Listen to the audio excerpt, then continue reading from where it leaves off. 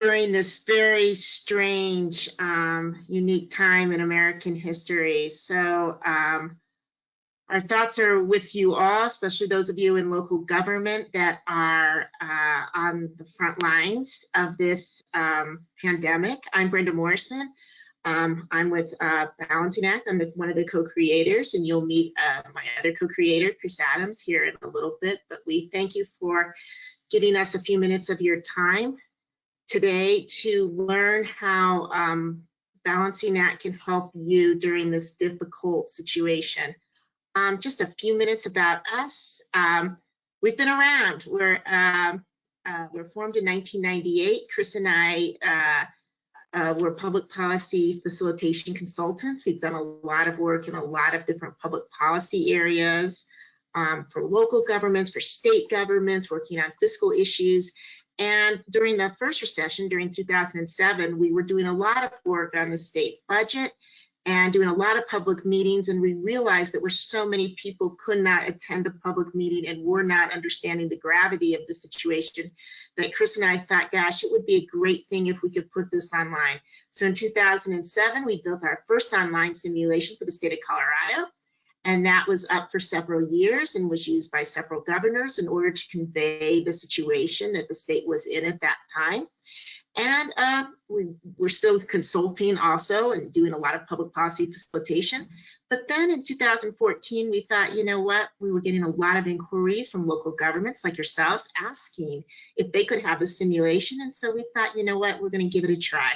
So we spent a year or so building the simulation, talking to lots of local governments, finding out what we should do. And in 2014, 2015-ish, we launched our first one. And we're very pleased that we know that there are several of our current clients on this webinar, so thank you for joining us.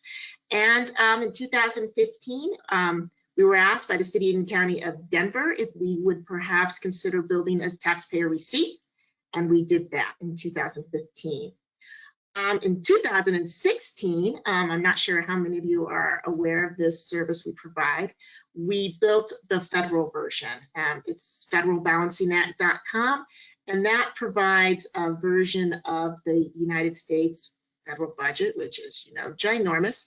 And we know that that is used by thousands and thousands of students in college and high school every day. So if you ever want to check that out, that's federalbalancingact.com. That'll be coming out with a new revised version in about a month or 6 weeks. So we're excited about that. And then lately, in 2019, we have about 40 researchers that are using Balancing Act, our simulation, in order to help teach new up-and-coming city managers and public finance directors about budgeting. And also we're learning more about how simulations can, whether they are effective. And we have really been pleased to find out, after all this research has been done, that simulations provide a very effective and efficient way of teaching residents about the realities of their community's fiscal situation. So we're really pleased. If you're ever interested in learning more about this, we're happy to tell you more. So next slide. So just today, you know, as we have lots that we could cover, but we know that this is a unique time. And for those of you, especially with July 1st fiscal year start dates, we understand that you signed up for this because you were wondering about how to have a budget meeting or cover budget meetings within the next 2 to 3 months. We're still undergoing this coronavirus, and public meetings will not be allowed or encouraged. And so how do we engage residents in this conversation? As you are seeing, that we are certainly, you guys know better than us what could be happening to our local economies and our national economy due to this virus, and we want to give you the tools that are most appropriate.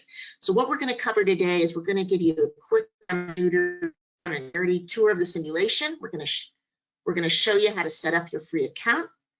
And because Chris and I came from this public facilitation background, it was really important to us that we figure out a way that we use this simulation to include people. So we developed a tool called Meeting Mode, and it was originally developed to allow Balancing Act to be used simultaneously at a public meeting. But because we're not having public meetings, it can also be used with your simulation. So we're going to be showing you how to integrate Meeting Mode so that you can use it in lieu of a public meeting. And of course, you'll be able to use an online, our regular online simulation and launch it from your web page. What is also just an added extra bonus today is we've got two experts with us, Larry Schooler and Charlie Francis, both who have been around the block a little while, and I mean that in a very positive way. And they're going to be helping to think about how you can communicate better during this crisis, especially on the budget, and give you some tips. So they'll be joining us later on in this webinar. But for right now, I'm going to have each one of them introduce themselves to you today. Yeah, just very quickly, sorry. Things we're not going to cover today. I always kind of jump around on the slide. Got a little excited. Is that once we're not going to be covering our advanced features. Balancing Act is a really robust platform. We can do a lot. We can have all sorts of types of questions, and there's all sorts of bells and whistles, floors, ceilings, all sorts of things. But you know what? We're not going to cover that today because we feel like, to be honest, you just need to possibly get your simulation up and running and as quickly as you can. We're not going to be covering analytics. We do have robust analytics with this, but again, we're just staying very narrowly focused to do what we need to do, or the taxpayer receipt. If you're interested in those, you can go to our YouTube channel, and there's also going to be handouts, as you can see on the right of your screen. For those of you that are interested, you can download those PDFs that will explain how to make all those additional topics. If you do have a question during this webinar, a burning question, we have Peter Dieterich, who is our Director of Sales, available to answer those questions. He can do it in the chat box. He can do it live in time. If you have a burning question for one of our presenters, just do the raise your hand. I think most of you know where that is, but it's in the right side. You just click the little hand and we will get to your question. Just say who it is for. We're happy to, again, if you'd like us to write your question, that will work as well. So again, while there's a lot to be discussed, we're staying narrow. We've got 1 hour, and we're just going to try to get as much information to you as possible. Okay. All right, so here we go. All right, okay. We're just going to first have Charlie present. Thank you, Charlie, Brenda. Tell us a little bit. Thank you, Brenda, and thank you for that wonderful introduction to the webinar today. Hello, everyone. I'm really pleased to be here today. I'm a retired city finance director. I've been working in the government sector for almost 45 years now, either as a government finance director or as a consultant to government. And one other thing about me is I've always been an early adopter of technology. I found that technology equated to productivity improvements for me, and those productivity improvements permitted me to spend more time giving insights to data, using the insights to data to support better policy decisions by our elected officials. And so I'm going to be talking later in the webinar about that, and I'm just looking forward to hearing everything that everyone has to say today and trying to answer the questions that you have and moving you forward with presenting your budgets, working remotely in these very difficult times. Thank you, Brenda. Larry? Thanks, Charlie. Thanks, Charlie. And Larry, if you just give a quick introduction. Well, thanks to Chris and Brenda for the invitation, and to Charlie for being a co-panelist. I found it interesting as I looked across the presenter slide here. Charlie's got kind of a serious expression. I've got kind of a half smile, and then you have the $1 million smile from Chris Adams. So there you go. Um, I'm the father of two. You may have even seen one of them in my screen here, in that kind of BBC viral clip moment that some of you may have seen, where the expert is trying to get through his very serious presentation on Korea and then is attacked by his toddler. Father of two, husband of one. I work for a firm called CD&P, which is Concept Development and Planning, and I'm the Director of Consensus Building and Community Engagement. I started my career with public broadcasting as a reporter and anchor within NPR, and about 12 years ago, started working in city government in Austin, Texas, and was inserted into a newly created role overseeing public engagement. And it's a remarkable thing when you're tasked with trying to engage a city of now close to 1 million people with a metro area much larger, that you really have to kind of open the toolbox and start adding a bunch of things to it if you're really going to reasonably expect to reach all of those affected by a city's decision. So I'm looking forward to being able to share with you a little bit about some lessons that I've learned over the course of that work and for working for other cities and clients around the country. And am a big fan of Balancing Act and of Chris and Brenda's, and I'm very pleased to be associated with the company, and thanks for the invitation. All right, thank you, You Larry, are Charlie, and welcome. Brenda. I'm Chris Adams, and I'm co-founder of Balancing Act along with Brenda.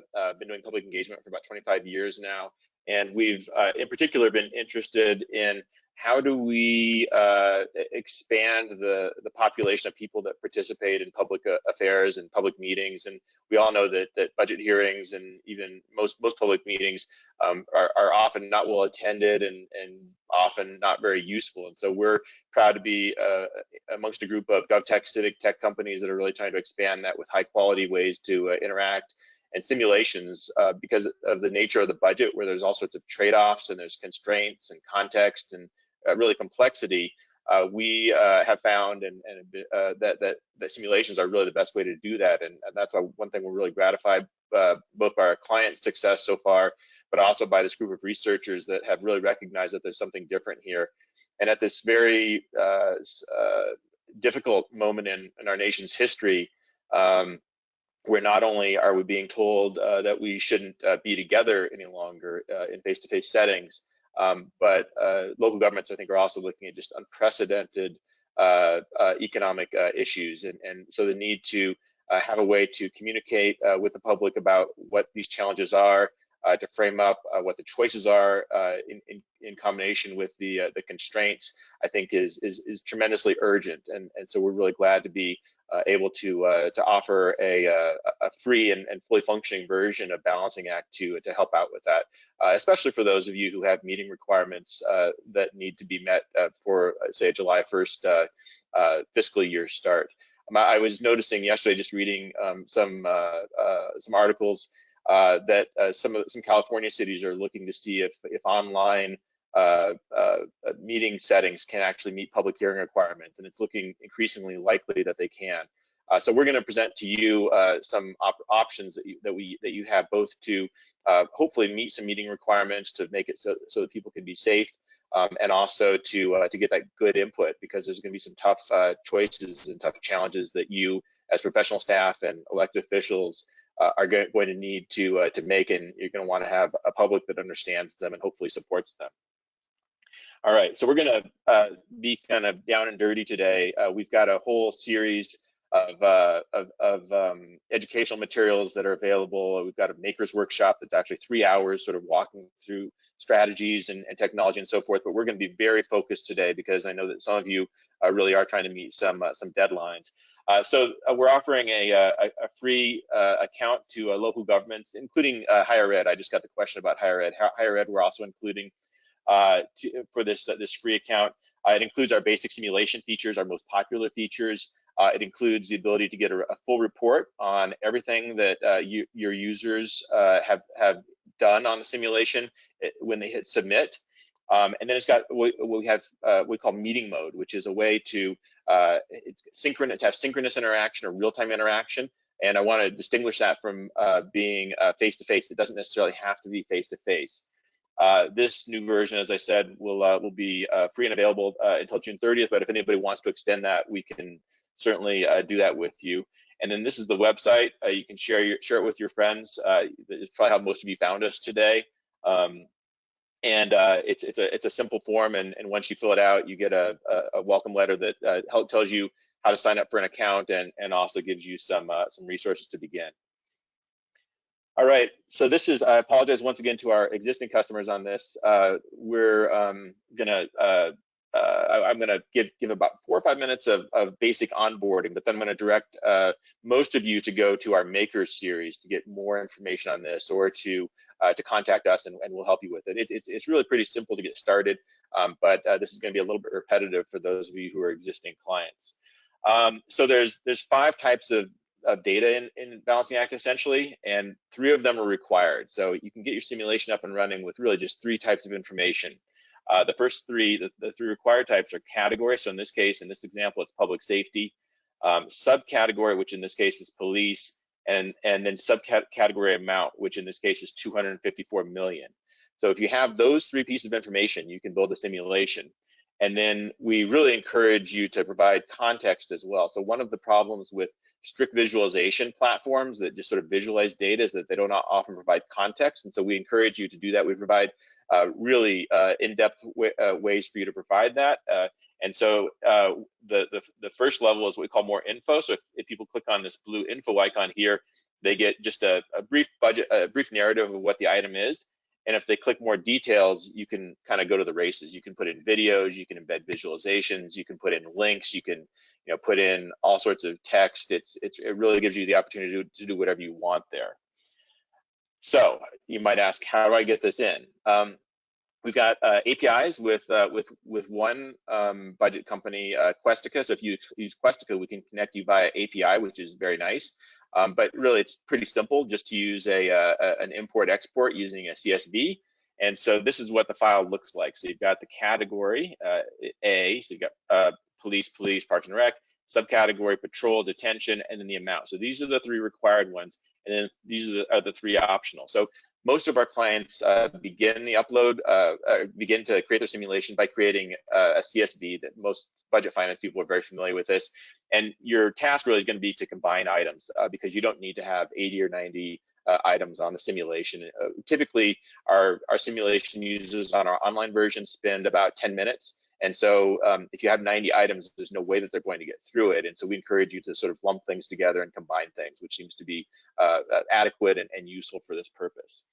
Okay, so now let me show you. I'm going to actually leave the PowerPoint, and then I'm going to give you an actual demo of how you would create a simulation. So this is my Sandbox account. So I'm going to go to, so these are not numbers from the actual public, it's just from us demoing it.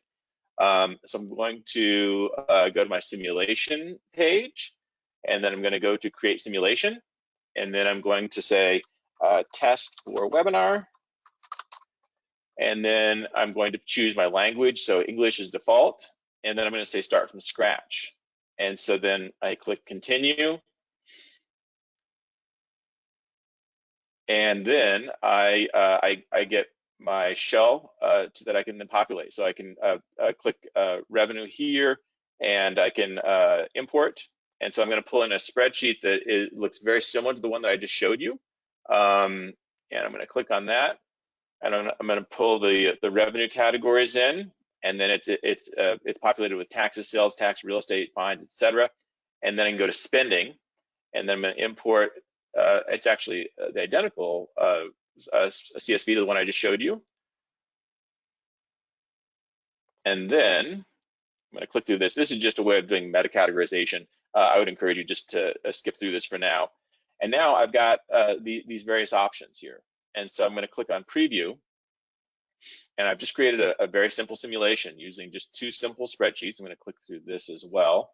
And so the way that the simulation works, the most prominent thing is we've been working with all these researchers is that they tell us that the major thing you need to convey is the constraints and constraints and interactions. And so the most important constraint that you have is that you need to be balanced. And so this is the balance bar, and it moves and changes colors based on choices that are made below. And then down here, you've got a donut chart that depicts spending, and that corresponds with these guys over here. And then you've got revenue over here. So just to quickly show you, the spreadsheet based on the items on that spreadsheet I just showed you. So you've got police, 1.1 million. This number automatically calculates based on what you have down here, and then you can have operations, and you can increase them or decrease them, and so forth. And it's just really that simple. We do have, I'm going to show you in just a moment, I'm going to show you some additional things that can be added, but that's really not necessary, at least for the current issues. And then over here on taxes, same thing. And so it's just a real simple way to convey to people what you're spending money on, to give them an opportunity to provide some rough prioritization, but also really to provide some learning, but then to have everybody obey the same constraint that you have, which is that you can't spend more money than you have. Going back to the PowerPoint, we also, this is City of Kansas City. In addition to that plus minus type of interaction, there's an advanced feature that I'm not going to go over setting up or using today called scenario questions, where you can actually frame up some trade-offs. And if that's useful to you, let us know, and we can help you to configure that. All right, now meeting mode. This is what I think a lot of you might have a real pressing concern with, which is how do we have these budget conversations without being face-to-face? And as Brenda said, we're public policy facilitators and have been doing so, gosh, for me since about 1995. And as a facilitator, I know the importance of framing up a conversation. And so the problem with budgets is that they're really hard things to talk about if you're not the expert, if you're not the person who understands the 300-page budget book. And so when we created Balancing Act, we thought, how can we create a tool that can help facilitate budget conversations? And so the facilitation was the obvious way to do that. If you're just using it online, which is the most typical way of using Balancing Act, it's sort of more clear about how to use the simulation. But as Brenda said, we didn't want to give up on the idea of using it real time and in an interactive way. And so we've had a number of clients that have had great success with using Balancing Act in a face-to-face meeting situation. But of course, that's what you can't do now, right? And so we've had a few clients do this, but it hasn't been done extensively, which is instead of using Balancing Act in this in this face-to-face setting, continuing to use it in real time or synchronously. And so in this picture, this is actually 400 staff members who are using Balancing Act, and they're using it at their tables. They're having discussions about what they think priorities ought to be, about what various items are. They're learning from each other, and then they're providing some input. And so what Balancing Act allows you to do is you create a special URL just for the people who are participating in this session. Once again, either face-to-face or probably looking forward, not face-to-face. And then you can show all the results on a screen right here. And so that's kind of the key thing with meeting mode that I want to spend some time talking with you about today. Okay, so let's go back to my account, and I'm going to show you how to create one. So you'll have on your free account, you'll have simulations, and then you'll also have meetings activated. And so you can go over here to create a meeting, and I'm going to set this up, test for webinar. And then I'm going to select, I've got multiple live simulations on my account, but I'm just going to pick the top one here. And then I'm going to say continue. And then it opens up a really simple screen. It's actually quite simple to create this. You can put in a little bit of information here if you want, location, description, that's all optional. I'm not going to go into the option of deselecting certain items if you want, which is down here where it says use entire budget. I'm going to just keep this simple for now, but we've got some information on that if you're interested in that. And then I'm going to say save. And then I'm going to open it up, and you'll see a few different options here. And the two that you'll most want to pay attention to are the facilitator view and the public view, and this public link. And so to use the public link, for the public to use it, you're going to want to save this. I'm going to open it in an incognito window so that it'll be a different color. Not that it needs to be secret, but just so it'll be a different color, so it'll be black, so that we can kind of know what we're talking about with the public view. And I'm going to skip through this. And so you'll notice up here that it's, in the URL, it says meetings, and then it gives it a unique number. You've got your name of your simulation here, and then you've got the regular simulation. Now, the thing about meeting mode is that you can interact with the item in the same way that I just showed you. And this is the plus minus. This is, I'm going to minus some things down here, and then just this is the more advanced feature that we're not going to talk about today, but just to kind of show you how that works. So I've made changes to each of these categories, and then I'm going to submit them. So the difference between meeting mode and non-meeting mode for your users, your participants, is that they must click submit category, and when they do that, they get a plus sign up here that lets them know that they've interacted fully with it. I'm just going to do a couple more things so that you can see, and then I'll go on the revenue side, and I'll increase a couple of things. This is one of the examples that Brenda was talking about putting some ceilings on some things. Okay, and then I'm gonna do some spending here just for the heck of it, just so that we can kind of see how things interact with each other and so forth. Okay, so now that's the participant screen. So I know this looks a little bit confusing, but what I'd encourage you to think about is the facilitator screen is the only one that you need to be responsible for. I think it's useful to demonstrate for your participants what the participant screen looks like, the public screen looks like, but really the one that you're going to want to show people is this facilitator view. So I'm going to open that up. And the nice thing about this is that in real time, about every 30 seconds, it refreshes with whatever action somebody has taken on that public view. So if I open up police department, it shows what I just did. So I increased it by $81,000, and it takes the average here, and then it reflects it up here. On this scenario question, I said, yes, let's save some money. Let's use civilians where appropriate. On detention or jails, I decreased this a little bit. On parks and recreation, as you saw, I didn't really make, you know what, I didn't hit the submit button. So that's why that didn't take, okay? That's a good lesson to me. And I think I didn't hit the submit button here either. So if I go over back to the, to this version of it and I submit, yes, there we go, that was the problem. Okay, I need to be mindful of that. And then I can go over here to taxes and I can submit the category. And now when I go back to that facilitator screen, it's actually got a lot more things. So on taxes, see, it's got this was increased. Parks and recreation, it shows what I did. So in a nutshell, that's how meeting mode works. And I'm gonna stop there. If you want more information on this, please go to that, we call it the Makers series. And we'll send out a follow-up email and we'll let you know which section to jump to if you want more information on it. But I'm going to go back to the PowerPoint again now and just give you a couple of final tips on this. So we've already talked about this, about how to find meeting mode back on your control panel. And there is a nice video too. This video down here that's on the lower left, it's about a 5 or 6 minute video that will help you to set up meeting mode as well. And here's the new ideas, and I'm hoping that Larry can help a little bit with this as well, because he's done a lot with streaming and online platforms.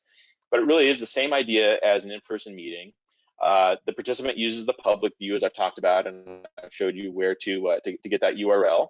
The facilitator, or you, the person leading the meeting, you use the facilitator view, and that's where you can see what the results are in real time from what your users have said. And we really encourage you to use this as an opportunity to have a conversation. And you know, some of the conversations that we've seen that have come from this is that when people go through the simulation, they're surprised when they find out how much an item costs or what some of these tough trade-offs are.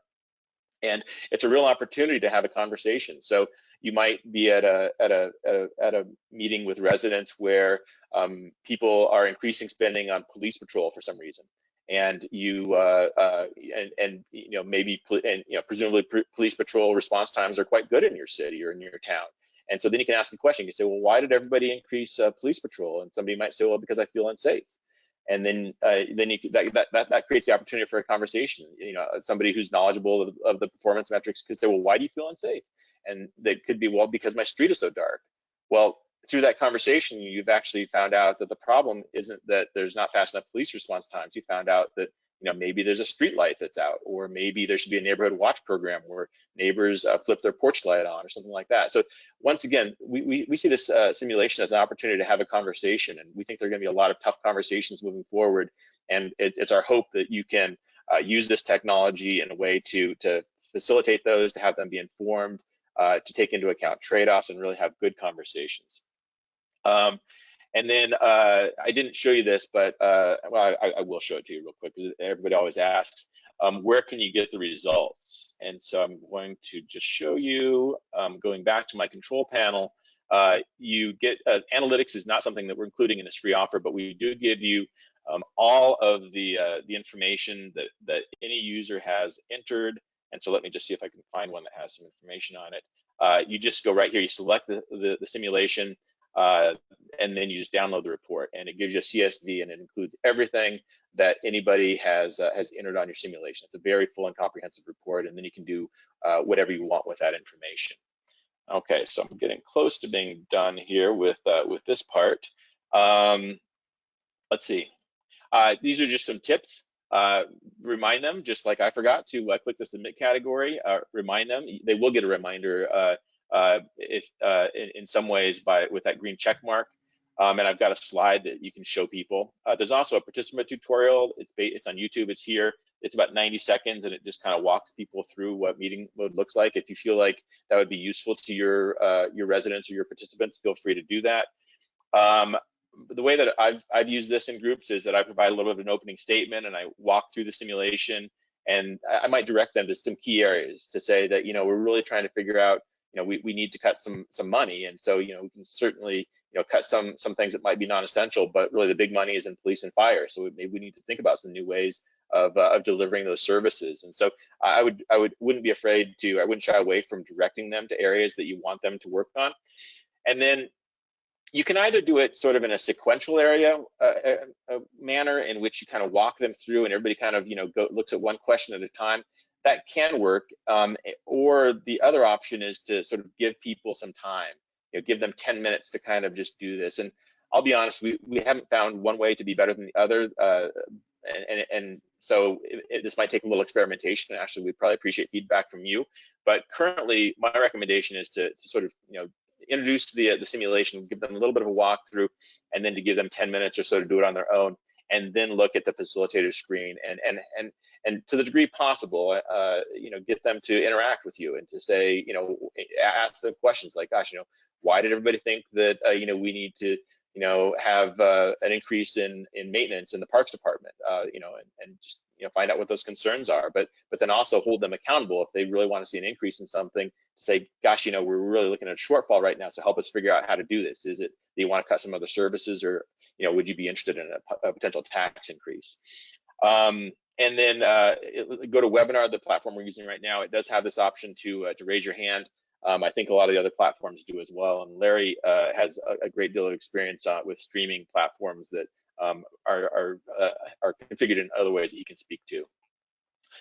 You're also welcome to use this slide. We'll make this available to people. It's just it's an animated slide that I usually show before I cut a group loose using meeting mode, and it just sort of makes it painfully obvious that you should do the click here, and then it shows you where the confirmation is with the green check mark up here.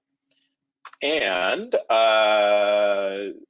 just in terms of the results, I've mentioned to you that the facilitator screen is the best way to show people in your session, in your real-time session, what they've done. It's because it looks like the simulation. It just has results instead of forms of interaction.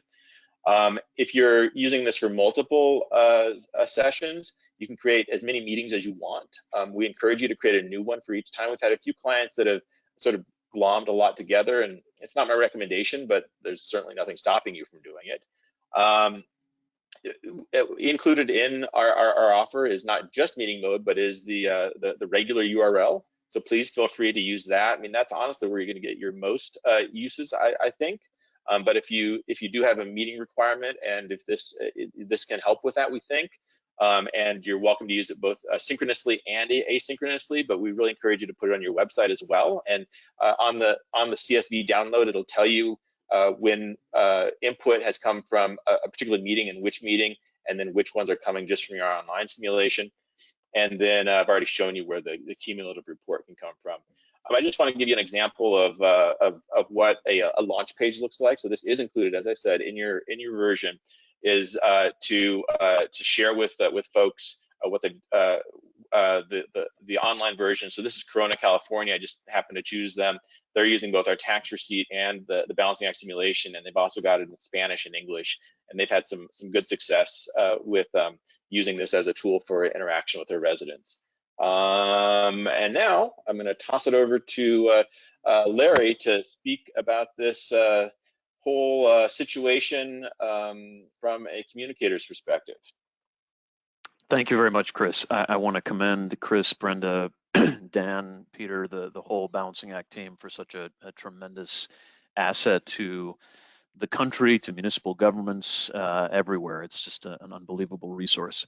I'm going to make a couple of radical statements here off the top that I want to challenge you all with.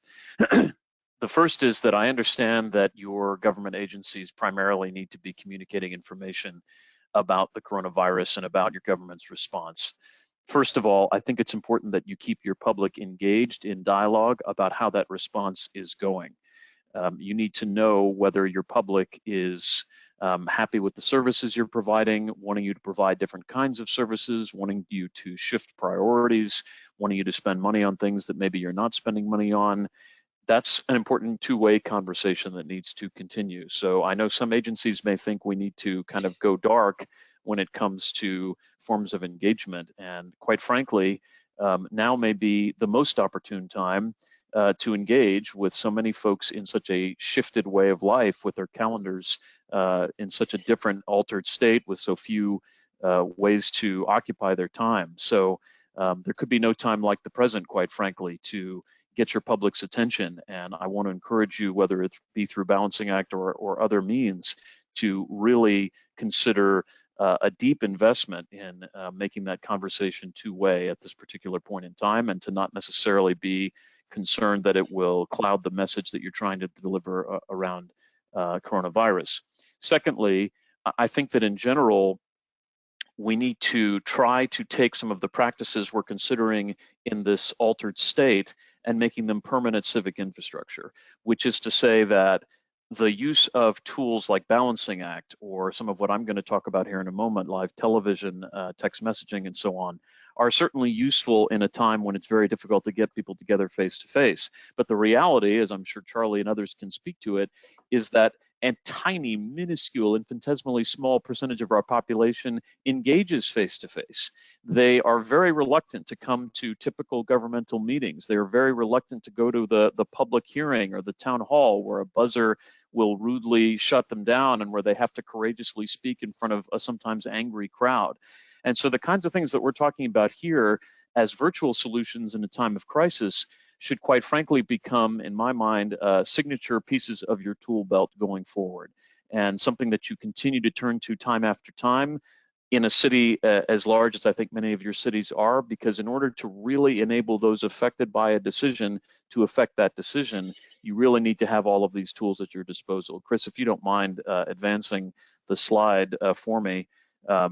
You know, that's kind of my guide stone. And I don't know who initially said this, but it certainly has become a critical piece of my practice, that those affected by a decision should be able to affect that decision. And that, again, that holds for some of the decisions that are being made right now around the way your governments are responding, but it also holds around the clock, around the year, on budgets and otherwise. And I think it's just important that we not think of this as simply a Band-Aid for dealing with coronavirus engagement, but a critical heartbeat of the engagement that you do with your community. If we go to the next slide. So we're obviously talking about a broad universe here of different ways that we involve the public in problem solving and decision making. And of course, we have those face-to-face encounters that are being turned upside down. I do want to let you all know that on Tuesday morning, and I'll put this, I don't know if Brenda can help me, but I'm going to put into the chat window a link to Travis County in Austin that's going to be hosting a county commissioners meeting with participation from the public. And I'm involved in helping make that happen. And so I certainly would welcome you. It's Tuesday morning at 9 a.m. Central Daylight Time. For those who are interested in watching the meeting, it'll be live streamed, but it will include participation from those who wish to address the Commissioners Court remotely. So just because your council meeting may become remote and your council members may be on a Zoom call, that doesn't mean that you can't still find ways to involve the public through a conferencing bridge and so on. If you click through, Chris, we of course have newer ways that we are engaging the public through face-to-face engagement, and obviously much of this is being turned on its head by coronavirus. But I would say that to the extent that cross sections of stakeholders can continue communicating via Zoom to find consensus on a policy issue or to discuss the ways to continue to improve the government's response to coronavirus, that can still occur through many of the widely available commercial platforms like this one, frankly. And if you click through again, I'm going to spend more of my time talking about forms of technology that I think are particularly relevant, with a particular focus on the use of televised meetings. I am going to hazard a guess that everybody on this call has access to a government access television channel. To my understanding, it's essentially required that you be given that TV channel, and most of you have paired it with a web stream. That TV channel is often getting woefully underutilized. It's broadcasting a city council meeting or a school board meeting or a county commission meeting, and then maybe playing it on repeat or playing some canned programs that are sort of evergreen in nature as opposed to something of the moment. And these TV stations hold tremendous potential, both as regular television channels that people can still get on TV, or web streams, or both, to provide a conduit between you and your populations to engage in meaningful two-way conversation that's available to all people. So if we click through, Chris.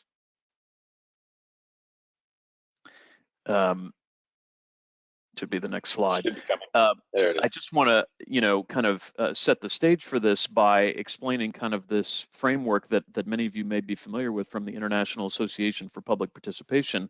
I think that one of the key elements that's important to me is the input from participants in designing how they participate, number 5, which is to say most people, if you ask them, would say, no, I don't intend to come to City Hall, spend 10 hours waiting to speak for 3 minutes. That's not attractive. But if you ask them, would you join a meeting from home at 7 o'clock at night after you've finished eating dinner, you might get a very different response. And so in order for us really to reach our communities, whether in crisis or not, we've got to get a little bit more creative to align ourselves with best practice. Chris, if you could. The next slide. Another consideration is just the level of engagement we're going for. And this spectrum from the Association for Public Participation runs the gamut from inform on the far left-hand side to empower on the far right-hand side. And I think that it's important to keep in mind that some, if not much, of our information or our engagement right now may seem like it's information only, letting people know how to get resources and when to stay home and so forth. But that's going to start to change. And I think there are opportunities now for us to at least consult the public. We're considering X, Y, and Z measure. How do you feel about that? Or we are thinking of ordering and opening such and such a clinic. Do you have thoughts on that?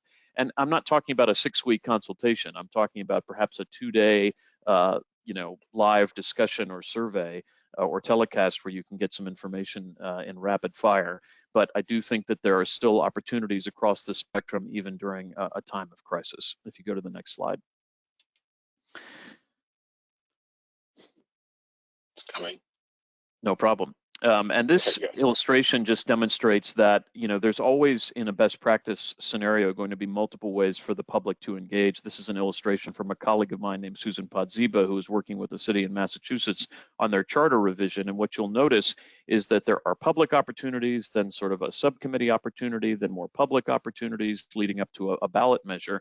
But also on the bottom, what I'm going to sort of focus on is the ongoing use of electronic resources throughout a process to enable that participation to continue for those who can't or won't go to the meetings. Go ahead, Chris. So one of the ways that we've taken advantage of our public access, our government access television station, is by hosting town hall meetings on television. Now, ATXN is the City of Austin's government access channel. They air all of the city council and subcommittee meetings. But what we did was we paired up with the unit of the city that deals with composting and recycling. And it's actually interesting because it was a budgetary kind of question. It was asking whether the public would be willing to spend more in fees to get curbside compost and curbside recycling more frequently. And the meeting was televised, but we also enabled people to call in, text in, or tweet in their comments. And this was available in English and Spanish. If you go to the next slide. So you'll see on this next slide, when it comes up, that people were given questions that they could respond to either on their touch-tone phone or by texting in the responses or by tweeting us the responses. And so this was extremely significant information for the government to be able to discern what people were willing to accept as a trade-off. Did they want more service and trade off paying a little bit more?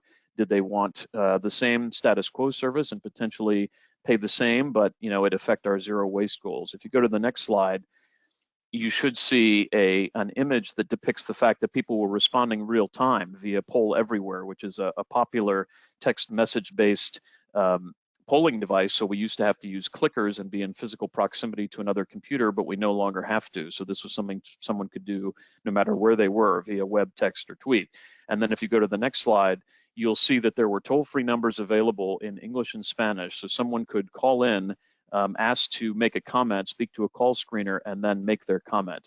And Spanish speakers actually had their comments translated so that I could read them out over the air in English and they wouldn't have to feel uncomfortable. We also did a dial out so that we could get a sort of a random sampling of the public, not just the self-selecting group that wanted to participate.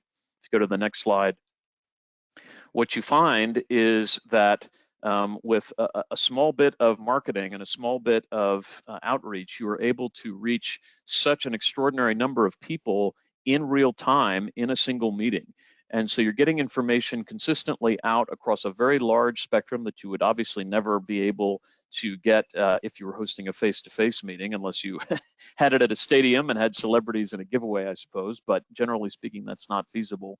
And you're getting a much better glimpse of the broad cross-section of public opinion, and you are taking advantage of existing resources. Again, the existing television station, the existing staff time that you have devoted to that station, the use of your public information officer or some outside help, and the use of a conference call line, which is a lot easier to manage than you might think, to really significantly ramp up, and also to acknowledge the fact that some people have robust online and internet access that's easy for them to access, and many of them do not. And even those who do may be reluctant to participate online in that way. But nearly everyone at this stage of the game does have at least a phone, at least some ability to text message, and either a television or an internet connection or both. And so we're really trying to open the doors as wide open as we can to enable as much of those affected by a decision to affect that decision. So I'm going to stop there because I know we're going to only go for another 10 or 12 minutes. Hand things over to Charlie. I'm happy to take questions or comments both later on or off air. So over to Charlie. That's great. Thank you, Larry. And Charlie, looking forward to your comments in particular because you were a veteran finance director from the time of the Great Recession. Charlie, we're not able to hear you. Okay, thank you, Larry. Thank you, Chris. And where were these tools back in 1987 when I had a hurricane come through my city, in 1991 when there was a recession, and 1993 when the Loma Linda earthquake, an earthquake in the high desert. I mean, so what we have right now is a confluence of natural disasters as well as the cusp of a severe recession sitting on top of us at the same time. And every one of those instances, we had to enact emergency financial plans as well as provide emergency services, and at the same time, readjust our city's finances to stay fiscally stable and maybe even plans to get resilience back in the future. So, and I never had these tools available to me. I had to do it old school. And so I just really think that we have an opportunity now to do a better service for our citizens and for our cities and counties with all these tools. And what I found in my career is that finance directors really have four roles: preserving value and reporting value, enabling value, and creating value. But because technology has really not served the public sector very well, we had to spend most of our time preserving value and reporting value. And that's why I really was an early adopter and embracer of technology, because I found it freed up my time to spend less time processing data, less time looking for data, and more time getting insights to data so that I could produce evidence to create policies.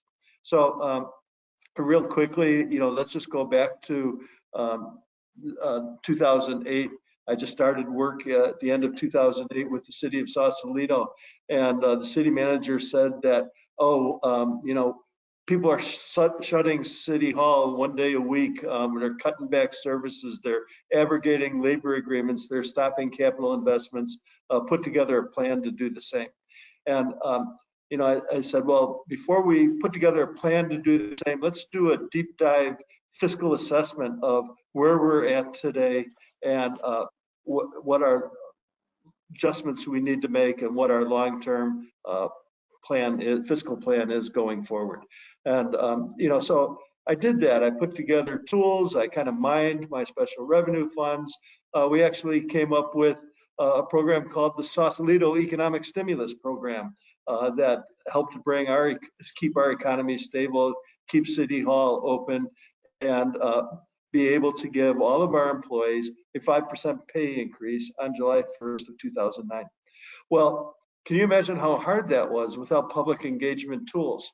All I had was poster boards and a pointer and the ability to go to Rotary Club meetings or, Lions Club meetings or the chamber meetings in City Hall.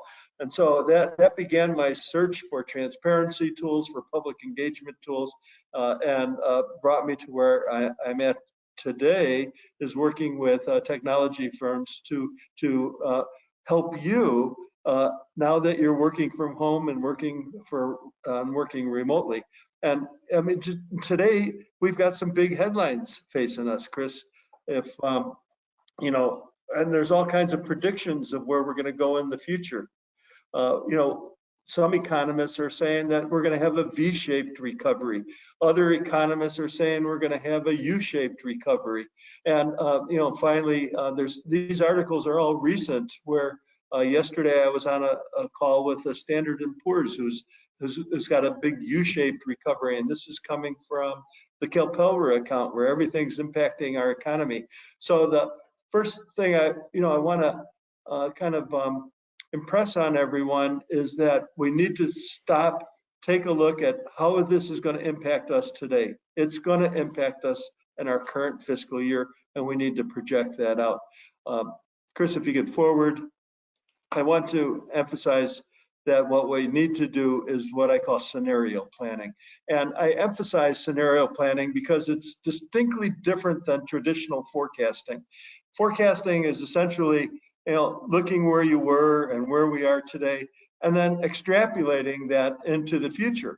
But disruptions like the coronavirus outbreak could move this forecast in any direction. And right now, the direction I see is like down. And so we shouldn't just forecast the future via extrapolation. We should anticipate it through scenarios. And I just got one little cartoon here to emphasize it. This cartoon comes from my friend, Professor Sam Savage from Stanford University. If you could forward, Chris. It's coming. Sorry. Okay, great, thank you. And what Sam is saying is here, if you consider a drunk wandering back and forth on a busy highway whose average position is the center line, well, if you try to forecast the fate of this poor man based on his average condition, you would say he's alive. But on average, he's dead. So, you know, that's why I want to move us from simple extrapolations and into scenario planning. And if we go to the next stage, I'd like to recommend some scenarios that you forecast, and then use these public engagement tools to present to your public and actually get their advice, because we're going to be facing some severe possibilities here if the recession becomes an L-shaped recovery. In other words, we've got a big dip in the economy, and it takes years for the economy to get back to normal, if it ever does. A new normal becomes less. Yesterday or 2 days ago, I gave a webinar to finance directors in California. We did that by forecasting the impact of pensions on future years' budgets, and universally across all finance directors, they expect the economy not to recover until late in 2022. So, but you have to forecast what's going to happen to your individual communities. And what you would do is you would start out by identifying the factors that are driving that. What is this recession going to do not only on today's sales tax, income tax, and property tax revenues, but what's it going to do to future spending levels? Right now, firefighters who are first responders who are coming in contact with coronavirus are getting put on quarantine, which means minimum manning has to come in and fill those positions. County health professionals are working 24 hours, 7 days a week, around the clock, trying to trace back where contact came for the coronavirus victims. And so how long is this going to last, and what's that going to do to service levels? Will then help you create a baseline forecast. And once you have that baseline, then it should become the base for future year forecasts. And here's where I've written an article recently suggesting that you prepare 3 scenarios. The first scenario being a return to normal, where you would use your existing assumptions on economic and financial growth, normal patterns of seasonal fluctuation in the local economy, and your expenditures return to your negotiated contracts for labor, service contracts, supplies, debt, and capital.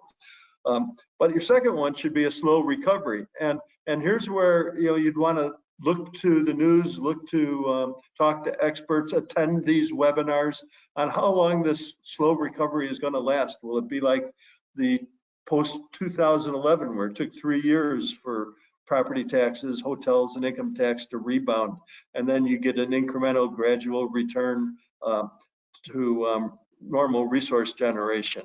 Will your taxes come back to normal patterns of seasonal fluctuation? What's going to happen to your labor contracts? But I want to make a note for everyone who's listening to this webinar. This impact on the stock market, well, the 40% decline we're seeing today is going to affect this year's return on investment, and you're going to have pension consequences downstream, and you need to forecast those in your scenarios. And then the final scenario is a black swan, deep recession, or even a depression. I think you need to forecast that and communicate that to your citizens, that this is a scenario, this is a possible outcome. And then finally, you want to recommend policies, procedures, have fiscal emergency plans, corrective actions, and I highly recommend the GFOA Fiscal Emergency Toolkit to help you work through those options that you'd have to address the future. And then once you have all that, use these tools. Use Balancing Act to present it to your public. Use your television stations. Use your medium as much as possible to engage residents and get them into the decision. I had to do all that manually in my career, and I'm so happy to see the technology is here to do it today. And I'm here to help all of you, as is Chris and Larry. So please feel free to follow up with us after the webinar. Chris, that's about all I had. Thank you. Oh, one more slide. Did you want to say anything about this slide, Charlie? Oh, well, just real briefly, it's kind of a summary of what I said, is that every policy decision, every spending decision be cranked we have the tools to do this now. We can put this into our monthly budget to actual reports, have forecast of where that goes to the end of the year, which then becomes the base year for your multi-year forecast. These tools can be auto-generated and deployed through transparency portals a lot more automatically than you ever could in the past. We're happy to recommend some of those resources to you as well. That's terrific. Charlie and Larry, your years of experience in public service are very valuable. And thank you for sharing your perspectives.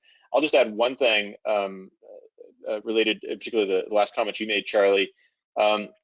There's a researcher that studied cities that came out of the Great Recession the best, and one of the factors that he found was that they made attempts to encourage participation. And what he found was that in those cities that undertook efforts, whether they're old school like Charlie was talking about with markers and poster board, or more sophisticated ones, like using SMS texting or something like that, or what didn't exist then, a simulation, an easy to create simulation like Balancing Act, is that when they undertook those participatory activities, they had more options. So things were still tough, but they were able to make hard choices about cutting some things that may be important but not critical, and to sort of weather the firestorm that might come from making some of these really tough choices, or that they were able, in some cases, to raise taxes.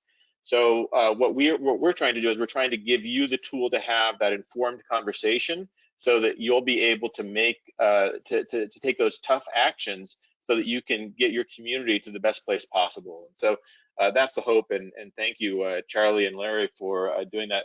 Brenda, did you want to do some Q&A? Well, if you have any questions, I've been monitoring, not too many questions, but if you do and you think of it later, please just, please don't hesitate to drop us an email or give us a call, and we're happy to address those questions. Secondly, if you haven't set up your account, we're happy to, you can configure your account through that form that you signed up through this webinar with, or you can, happy to contact Peter or myself or Chris, and we're happy to configure your account and get you going to start making your simulation. If you have other questions, we'll route them to the appropriate person. So we wish you all so well during this very strange and stressful time, and as I said, we appreciate your time today. Thank you so much. Have a good weekend.